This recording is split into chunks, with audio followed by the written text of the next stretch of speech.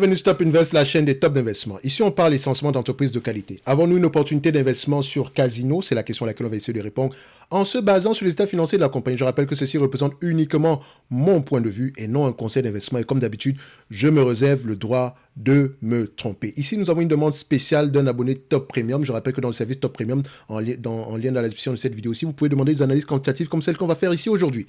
Alors, je me doute bien pourquoi est-ce qu'on parle de cette compagnie aujourd'hui, mais on en a déjà parlé il y a 9 mois. D'accord? Il y a 9 mois de cela, on a parlé de Casino. Et il y a 9 mois, Casino n'était pas intéressant du tout. D'accord? Je ne sais pas, comme 9 mois ici, on était à peu près à quel niveau de prix. On va regarder ça rapidement ici. Hein. Donc 9 mois, donc on check ça à peu près. 9 mois, 9 mois, 9 mois. Donc ici, nous sommes en mars. Donc 9 mois ici, on sera aux alentours ici du mois de... Bon, c'est pas juin, mais bon, on va aller regarder ça ici rapidement, ça va pas être long. Après, d'ailleurs, on s'en fout du prix. D'ailleurs, enfin, c'est pas, parce que c'est pas une entreprise qui était intéressante à ce moment-là, ok? Donc, je vais vous épargner d'aller regarder cette vidéo-là. Enfin, la vidéo est importante à aller regarder pour voir ce qu'on pensait à cette période-là. On était aux alentours des 13, 14 euros par là. Et à ce niveau-là, ça ne nous intéressait pas, au point où on avait même du mal à évaluer cette compagnie-ci, parce qu'il y avait beaucoup d'informations qui étaient ambiguës, ok? So, quelques mois plus tard, je vois ici qu'il y a eu une information, je pense elle a publié ses résultats financiers ici, ou c'est son Rallye, je pense je pense bien, Rallye détient des positions dans Casino, donc c'est un peu très ambigu, ils se détiennent entre elles là-bas, donc voilà, donc il faut faire attention avec ça, mais bref, on dit ceci. C'est la chute libre en bourse pour la maison mère de Casino, Rallye, qui plonge encore de 12% ce vendredi à 1,61 €, après avoir perdu plus de 10% jeudi et plongé de quasi 35% au plus bas de la séance. Sur un an, elle perd maintenant plus de la moitié de sa valeur. Donc, hier soir, l'agence de notation financière Moody's a abaissé sa note de crédit sur le distributeur détenu à 52,3% de son capital par Rallye de B3 à CAA1. Là, en fait, dès que vous êtes en dessous de B++, c'est mort. C'est déjà n'importe quoi. OK?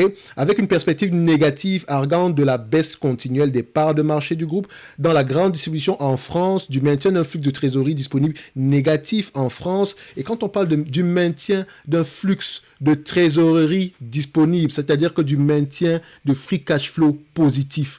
Donc, elle peut avoir des net income, mais elle n'a pas de free cash flow, donc elle ne gagne pas d'argent. Ouais. Et on paye la dette avec quoi? Les free cash flow. Et je reviens encore dessus. Vous pouvez avoir des bénéfices nets sans avoir des free cash flow. Donc, cette entreprise-ci, voilà, ne gagne pas d'argent. C'est ce que Moody's dit.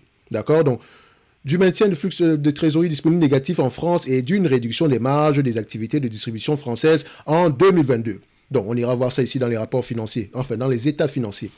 Des craintes sur les dettes à 2 ans. Donc, pour Moody's, les flux de trésorerie disponibles vont rester négatifs dans l'Hexagone au cours des 12 à 18 prochains mois, alors que le groupe fait face à un environnement économique de plus en plus difficile, marqué par une forte inflation, notamment alimentaire, qui plombe le budget des ménages. Cela crée un risque que l'entreprise ne soit pas en mesure de rembourser, donc ici, de rembourser ou de refinancer ses dettes arrivant à échéance dans les 24 mois. Dans les 24 prochains mois. Conclut l'agence de notation ce vendredi, l'action perd 9%, tout juste au-dessus des 6 €. Un obstacle de plus donc pour Rallye, qui à l'occasion de la publication de ses comptes annuels la veille, se montrait très vigilant quant à sa situation financière tout en indiquant avoir pris acte des résultats annoncés par Casino pour l'exercice clos le 31 décembre 2022 et la cession par Casino en vue d'accélérer et de la cession par Casino en vue d'accélérer son propre désendettement de 18,8% du capital d'Asahi, la chaîne de supermarchés brésilienne, pour un montant de 732 millions d'euros. Le holding attire l'attention des investisseurs sur le fait que le plan de sauvegarde les plans de sauvegarde dépendent principalement de la capacité de Casino à distribuer des dividendes. OK? Donc, le plan de sauvegarde dépend de la capacité de Casino à distribuer des dividendes. Ah ouais, ça va être chaud, hein? Donc, des dividendes suffisants dont le principe et le quantum dépendront de la situation financière de Casino, de la réalisation de son plan stratégique et notamment de son plan de cession. Donc, on dit Rallye pour qu'elle continue à bien fonctionner, il faut que Casino se porte bien. Si Casino ne se porte pas bien, il y a de grandes chances que Rally ne se porte pas bien. Donc, ça sent pas bon. De toutes les façons, c'était déjà prévisible. Enfin, j'aime pas dire prévisible, en fait. Ça fait comme si tu connaissais tout. Non, la vidéo de la dernière fois, elle est là. Donc, vous pouvez voir ici qu'on n'était pas très optimiste ici. Et c'est exactement le genre d'entreprise que vous ne devez pas aller. Enfin, quand vous voyez ce genre d'entreprise-là, fuyez, allez ailleurs. C'est la grande distribution, c'est vrai, c'est un business qui ne va pas mourir, mais c'est mal géré. Pendant que les autres entreprises ont gagné de l'argent pendant cette période-ci, elle n'a pas gagné d'argent. Ça n'a pas de sens. Ça n'a pas de sens. Donc, perte nette de 235 millions d'euros. De l'or, Rally considère que, ici on parle de Rally, mais quand on parle de Rally, on parle de Casino. Ok, donc Casino, Rally détenant une grande partie ici de Casino, donc à la fin de la journée, Casino influence Rally. Donc, dès lors, Rally considère que le facteur de risque lié à la mise en œuvre des plans de sauvegarde est accru. À la fin du mois d'octobre, faites déjà attention aux entreprises qui vous mettent en place des plans de sauvegarde. D'accord? Ça veut dire qu'il y a déjà quelque chose qu'on n'a pas bien fait par le passé. Maintenant, il faudrait avoir confiance au management, d'accord? À la stratégie qu'on met en place avant de s'embarquer dans ce genre de situation. Je prends un exemple. Quand on parle de Disney, quand on parle, même pas Disney, même dans une certaine... Oui, Disney, Intel, ce sont des plans de sauvegarde. Attention, ça veut dire qu'on admet qu'on n'a pas fait, on a pris des mauvaises décisions par le passé et on veut se rattraper en date d'aujourd'hui. Ça pourrait fonctionner comme pas du tout. Mais bon, il faut toujours, même dans ce genre de situation-là, il faut toujours aller regarder à peu près quel est votre... Voilà. Est-ce que vous avez un coussin de sécurité? Quand je parle pas financièrement, je veux dire, est-ce que vous avez des éléments sur lesquels vous pouvez vous appuyer au cas où le plan de sauvegarde ne fonctionne pas. Donc, privilégier les entreprises qui ne sont pas très endettées, privilégier les entreprises qui peuvent être découpées en plusieurs morceaux ici, privilégier les entreprises qui peuvent avoir des actifs cachés. C'est le cas, par exemple, de Rally qui peut avoir des actifs cachés. De toutes les façons, dans le commentaire ici, quand on parlait de Casino, il y a quelqu'un qui me l'a bien rappelé que Rally et tout ça, ils détiennent des magasins au Brésil, je ne sais pas quoi, quoi encore? Ils avaient quoi encore, ces gens-là? Ils investissaient également ils avaient de l'immobilier, enfin, je pense, hein. Je sais pas. En tout cas, ils investissaient également dans l'énergie renouvelable, ce genre de choses-là. Je lui ai dit simple. Si ces actifs ont de la valeur, ça va dégager des flux de trésorerie. S'il n'y a pas de flux de trésorerie, il n'y a pas de valeur dessus. Techniquement, l'entreprise, vu la dette actuelle, ça va être compliqué. C'est pour ça que je vous dis toujours, prenez en considération la dette dans votre analyse. Ça vous évite beaucoup de problèmes. Énormément de problèmes. OK? Donc, à la fin du mois d'octobre, le tribunal de commerce de Paris a accepté de reporter de 2 ans l'échéance du plan de sauvegarde de la société. À la suite de la décision du tribunal de commerce de Paris en date du 26 octobre 2021, la durée des plans de sauvegarde des sociétés s'établira à 12 ans au lieu de 10 ans. Quoi? C'est une blague. Bref. Les comptes 2022 de Rally se sont soldés par une perte nette des activités poursuivies de 235 millions d'euros contre un déficit de 143 millions un an plus tôt pour un bénéfice opérationnel courant de 1,1 milliard. Donc, on a des bénéfices opérationnels, mais on n'a pas de bénéfice net. C'est-à-dire que tout l'argent s'en va dans les taxes et dans les intérêts sur la dette, peut-être également dans des éléments extraordinaires de restructuration. Donc, en baisse de 5% et à partir d'un chiffre d'affaires de 33,6 milliards contre 30,5 fin 2021. Donc, la trésorerie de 19 millions d'euros en fin d'exercice est jugée compatible. 19 millions d'euros avec les frais de fonctionnement de la structure et les engagements prévisionnels pris dans le cadre du plan de sauvegarde. Ici, ça parle essentiellement de comment on appelle ça? Je pense que c'est Rally, hein? Oui, c'est bien ça. Bref, on va aller dans les rapports financiers de Casino. OK? Quand je viens là, je dézoome un tout petit peu, hein, dès que c'est pas assez vite. Déjà, ça, le prix ne m'intéresse pas beaucoup. Ça m'intéresse uniquement pour voir la différence entre le prix et la valeur. OK? Mais sinon, moi, ce qui m'intéresse, voici mon genre de graphique. Voici le genre de graphique qui me branche. Quand moi, je regarde ça, je vois qu'on a des revenus croissants, voilà, jusqu'en 2014. Et à partir de 2014, on a une décroissance. OK? Pourquoi? C'est la question que je devrais me poser. Donc, je peux également remarquer que c'est une entreprise qui fait beaucoup, qui a des actifs, quand je dis des actifs cachés, qui fait beaucoup de cessions d'actifs. D'accord? Donc, ça peut également être la raison pour laquelle les revenus ont diminué. OK? Donc, on peut voir ici qu'il y a divestiture. Donc, ça peut également avoir affecté cela. Donc, et ici également, il y a un tout petit peu de divestiture. Donc c'est-à-dire que c'est cession, en fait. OK? Maintenant, quoi d'autre? On peut aller regarder. Est-ce qu'elle a fait des acquisitions entre-temps? Voilà. Donc, voilà, les acquisitions. On a eu une grosse acquisition en 2011. On a également eu une grosse acquisition en 2013. Ouais, qu'est-ce qu'elle a, elle a fait l'acquisition de quoi? Pourquoi est-ce que ça n'a pas marché? C'est la question qu'on devrait se poser. Quand on regarde la marge brute ici aujourd'hui, qu'est-ce qu'on observe? Est-ce que nous avons une entreprise qui a l'habitude d'avoir des marges brutes stables? Donc, je mets sur les 10 dernières années. Bon.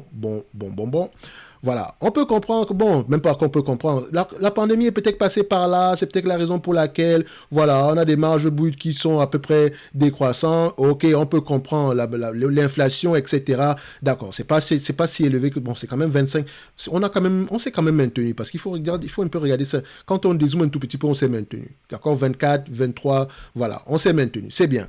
Maintenant, en termes de marge EBITDA, qu'est-ce qu'on observe ici?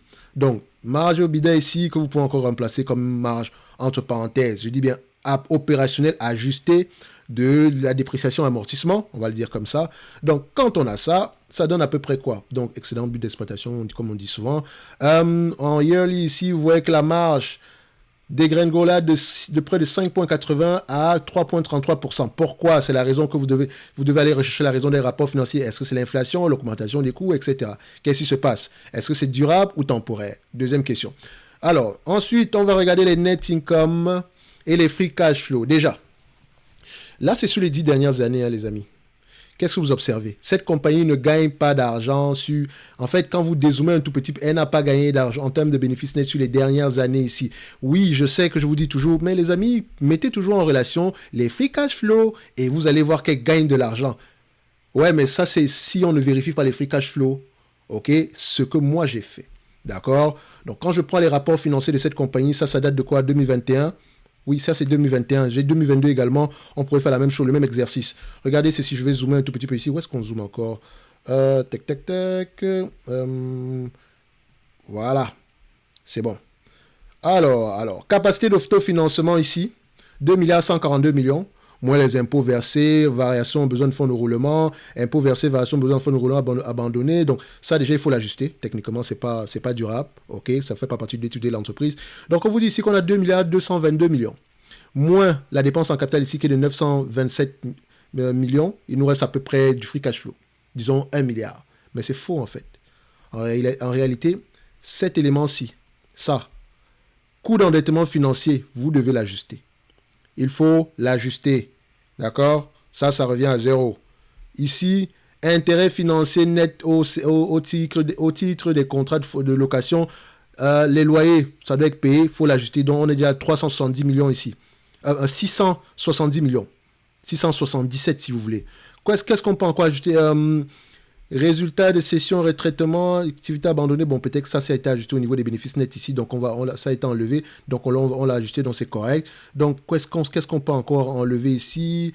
Dotation, dotation aux provisions et dépréciation. Ça, c'est amortissement. OK. Alors, donc, déjà, vous voyez qu'il y a un bon 700 millions déjà qu'on doit ajuster en conséquence ici. Et vous allez également voir ici que peut-être à ce niveau-ci, il faudrait également ajuster quelque chose. Dans tous les cas de figure, moi je remarque ici que les free cash flow ici, qui ont l'air d'être aux alentours d'1 milliard, sont peut-être même plus bas que ça. D'accord? Vont avoir même tendance à ressembler au net income, donc au bénéfice net. OK? Donc les free cash flow ici seront au mieux à 0. OK? Donc, comme je suis très, très, très gentil, d'accord, je suis allé regarder à peu près les rapports financiers également, et on essaie de regarder, bon, on s'est dit, bon, l'entreprise traverse une mauvaise passe, etc. Et vous pouvez aller voir les free cash flow en même temps. En 2022, il n'y a même pas de free cash flow, vous pouvez aller regarder ça, d'accord. Donc, ici, nous avons une entreprise qui, voilà, en termes de marge, admettons que oui, c'est une mauvaise passe.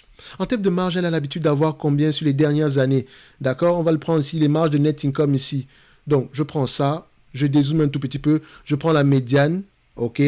Disons, sur la médiane, à peu près sur les 20 dernières années, nous avons 1,73, d'accord, pour cent. Donc, c'est-à-dire que d'habitude, en moyenne, elle peut rapporter 1,73% en moyenne. Mais cette moyenne-là n'a pas été... Enfin, la dernière fois qu'on a rapporté à peu près 1,73%, c'était en 2016.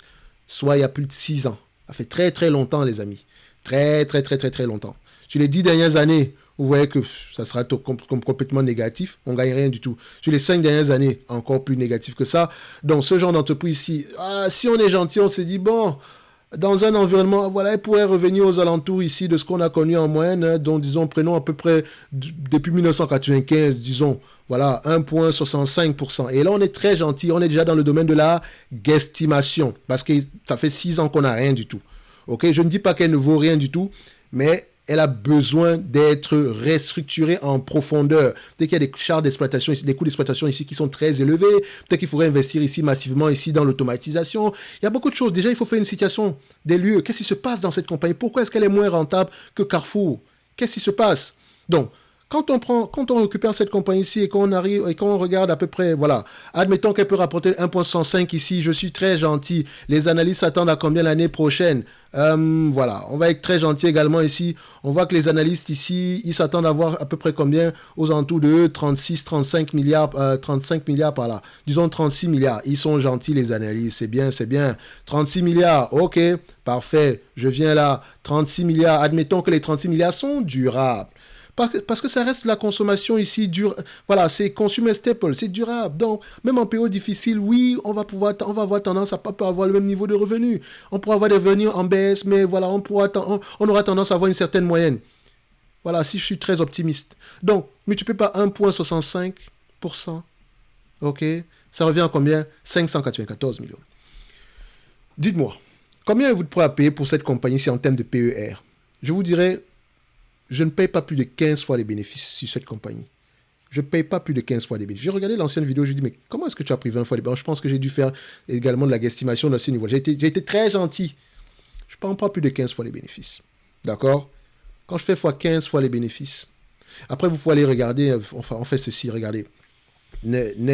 Price to earning, je rappelle que ça reste un rendement ici, donc quand on dit ici 15%, 15 fois les bénéfices, ça représente ici 6,6% par là de rendement. Je pense que c'est assez raisonnable sur coût d'acquisition. Donc ici c'est une compagnie, généralement le marché paye combien? Sur les 12 prochains mois, donc quand on prend en considération les bénéfices futurs, généralement les opérateurs de marché payent aux alentours de 15 fois les bénéfices. Quand ils prennent en considération les bénéfices futurs. Mais si ce n'est pas le cas ici, vous allez voir que on va avoir de gros zigzags ici, donc ça peut nous amener à 20 fois les bénéfices. Non, il faut l'ajuster en conséquence ici. Donc ça nous permet à peu près de voir ici que voilà, si on prenait en considération les bénéfices futurs ici, on paye jamais 15 fois les bénéfices futurs. Ok, 15 fois les bénéfices. Ça fait 8 milliards 910 millions. Dette nette de combien? Dette nette. Ici, net dette, qu'est-ce qu'on a? 11 milliards 890. En fait, cette dette nette-là peut encore s'ajuster en conséquence, mais si vous regardez les rapports financiers, même en ajustant, en fait, vous allez vous rendre compte que vous allez retrouver aux alentours de 10 milliards. Vous allez regarder, parce qu'il faut faire attention à quelque chose. Les distributeurs ont quelque chose de particulier.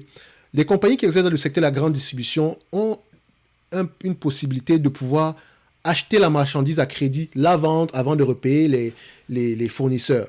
D'accord? Et vous allez voir très régulièrement, vous allez voir ce genre de compagnies, elles ont des besoins en fonds de roulement qui sont généralement négatifs. C'est-à-dire que en fait, besoin en fonds de roulement négatif, c'est-à-dire que vous devez de l'argent. Quand on prend actif circulant, moins passif circulant, ça va donner quelque chose en moins. Donc le passif circulant est plus élevé que l'actif circulant. Et si vous allez regarder ici, le passif circulant est essentiellement constitué de dettes fournisseurs. Si je ne me trompe pas, oui, on va arriver ici. Voilà, vous avez le passif courant, 11 milliards 925, et ici, l'actif courant, 9 milliards 490. Et là, on est en 2021, 2022, ça n'a pas trop changé. D'accord? Donc, on a un déficit ici. Donc, la trésorerie qui est de 2 milliards, où on prend sur la dette nette, moins la dette nette, la dette à long terme plus la dette à court terme, moins la dette nette, moins le cash ici, ça donne la dette nette. Mais techniquement, cette dette, le cash qui est présentement actuellement dans cette compagnie-ci, c'est un cash qui va servir déjà à éponger les dettes fournisseurs qui sont de près de 6 milliards. OK? Donc, ce n'est pas un cash qu'on peut utiliser pour notre dette à nous. Donc, c'est indispensable pour le business d'entreprise. C'est la raison pour laquelle la dette de cette compagnie-ci va vraiment être aux alentours de 10 milliards et poussière. Et si c'est le cas, parce que bon, quand je dis aux alentours de 10 milliards et poussière, si vous prenez juste celle de 2021, parce que je n'ai pas envie d'aller prendre 2022, etc., ça reste à peu près le même principe. Vous voyez ici que vous voyez la dette financière brute non courante, ça, d'accord, plus, voilà, le segment autre dette courante, vous l'ajoutez. D'accord? On a bien dit autre dette courante. Donc, quand on joint déjà les deux, on est à 10 milliards 500. D'accord? 10 milliards 500. Et je n'ai même pas encore ajouté le reste. Donc, on va juste se limiter à ce niveau-là. 10 milliards 500. Votre équité est de combien en date d'aujourd'hui? 8 milliards 910. Donc l'entreprise appartient à ses créanciers. Et je vous ai toujours dit que oui, quand j'arrive à cette conclusion-là, quand je me rends compte que l'entreprise ici, voilà, elle a plus de dettes que d'équité, ce que je fais généralement, c'est que je paye 10 fois les bénéfices. Alors, si je paye 10 fois les bénéfices, ça fait à peu près 594 multiplié par 10. D'accord? On s'en va aux alentours de 5 milliards 940. Dans un monde normal, tout le monde serait content. On va se dire, ah ouais, super. Donc, cette entreprise-ci, minimum, elle peut, voilà, avant même le remboursement, la dette ici, ça peut être une valeur aux alentours de 5 milliards 940. Mais c'est faux, en fait. Est-ce que vous pensez, quand vous divisez par le nombre d'actions, vous allez avoir quelque chose d'assez élevé? Et c'est là où votre jugement doit prendre le dessus. Regardez ceci. Vous pensez vraiment qu'une entreprise qui n'a pas rapporté d'argent depuis 2016, d'accord, qui est dans un programme de restructuration, dans un environnement inflationniste, où elle a une énorme dette et où les taux d'intérêt augmentent, où elle doit se refinancer, vous pensez vraiment que cette compagnie-ci peut valoir 55 euros l'action? Avec la dette, les charges liées à la dette vont continuer à augmenter. Il faut augmenter les charges pour le paiement du personnel ici. Vous pensez vraiment que la valeur peut être à ce niveau-là? Moi, je ne pense pas. Je ne pense pas du tout. Je pense que cette compagnie-ci, on est bien en dessous de... Voilà. Voilà. Je resterai sur le même niveau que la dernière fois. C'est une compagnie qui appartient à ses créanciers. Idéalement, si cette compagnie-ci m'intéresse, je reviendrai dans cette compagnie-ci quand elle pourra payer la dette nette avec... quand elle pourra payer la dette nette ici avec juste les net income ou les free cash flow en moins de 10 ans. Donc, quand elle aura une dette nette ici, au moins aux alentours de 6 milliards par là. Donc, actuellement, on est à peu près à 10 milliards. Donc, j'attends le 6 milliards. D'accord? Donc, si vous allez sur Yahoo Finance va vous dire quoi? Yahoo Finance. Voilà. Donc, vous voyez souvent, c'est bien d'utiliser les chiffres, etc. Mais parfois, il faut également qu'on se pose les bonnes questions, les amis. Est-ce que cette compagnie-ci pourrait s'échanger à ce prix-là quand on regarde le passif, la période actuelle? Je sais qu'on peut dire, oh, mais c'est un business facile à comprendre, etc. Mais les amis, c'est... Voilà, c'est... Depuis la première fois, depuis les 12 euros, c'est pas intéressant. C'est vraiment pas intéressant. Et même depuis les 12 euros ici, voilà, la valorisation quantitative est bien plus élevée que ça. Mais cette valorisation quantitative implique une bonne gestion. Une bonne gestion. Est-ce que c'est le cas? Je ne pense pas. Je ne pense pas que cette compagnie soit bien gérée. Maintenant, je pourrais me tromper dans cette analyse si je me réserve le droit de le faire parce que cette compagnie-ci également, elle peut avoir les actifs cachés.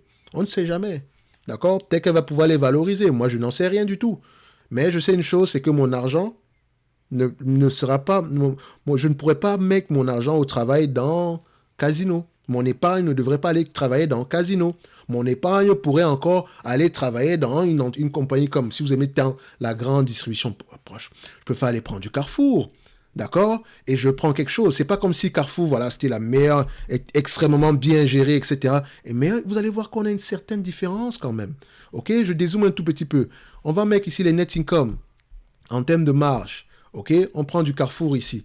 Donc, je prends en yearly.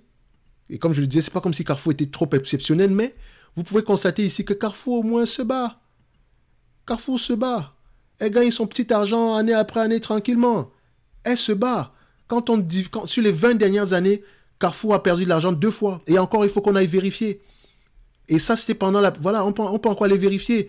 Peut-être que ce n'est même pas réellement le cas. Quand on prend les free cash flow ici et qu'on les compare, voilà, on se rend peut-être compte, on va peut-être se rendre compte que Carrefour a même gagné de l'argent cette année-là. Mais donc, ça demande toujours un ajustement. Donc, toujours aller vérifier. Mais, voilà, ça vous montre que c'est un business très compliqué, où les marges sont à 1,63%, il n'y a pas droit à l'erreur. La gestion doit être tip-top. D'accord? Donc, moi, ici, voilà, si c'est pas le genre de compagnie qui va m'intéresser. Vraiment pas. Par exemple, prenez Walmart. On va faire ça. Moi, j'aime bien aller regarder Walmart ici. Voilà. Quand on prend Walmart, je sais que ce n'est pas le même pays, etc. Mais ça reste la grande distribution et généralement, elle se copie. OK? Donc, quand on prend du Walmart ici, en termes de marge, vous allez voir un tout petit peu ici, les marges de Walmart diminuent. Mais si vous allez regarder en profondeur ici, ces marges-là diminuent pour une bonne raison. Elle investit également massivement pour pouvoir à peu près gratter des parts de marché à Amazon. D'accord? Mais si on compare également au free cash flow, on pourrait même avoir des free cash flow. D'accord, même qu'il faut que je compare ça présentement ici. Donc, free cash flow, net income, juste pour voir si on parle le même langage, et on met ça ici. Ouais, donc vous voyez que si on compare ici avec ça, on voit que techniquement, les free cash flow sont plus élevés que les net income. D'accord? Donc, vous pouvez voir ici que c'est une compagnie qui peut avoir réellement le niveau de revenu qu'elle a présentement peut être, enfin, le niveau je pense qu'elle a un niveau ici de bénéfice net qui est stable. OK? Donc, pour revenir à Casino, vous voyez que les marges dans la grande distribution ne sont pas énormes. Donc, il faut privilégier les compagnies qui ont déjà un historique assez correct. Et encore, toujours les remettre ce genre d'entreprise-là dans leur contexte, donc actuellement, dans quel genre de situation on vit en date d'aujourd'hui. OK? Donc, je vais m'arrêter là pour Casino. Comme je l'ai dit, c'est pas une entreprise, laissez-la tranquille. Si vous êtes dans Casino, je sais pas pour vous, mais franchement, je ne mettrai même pas un seul dollar dessus.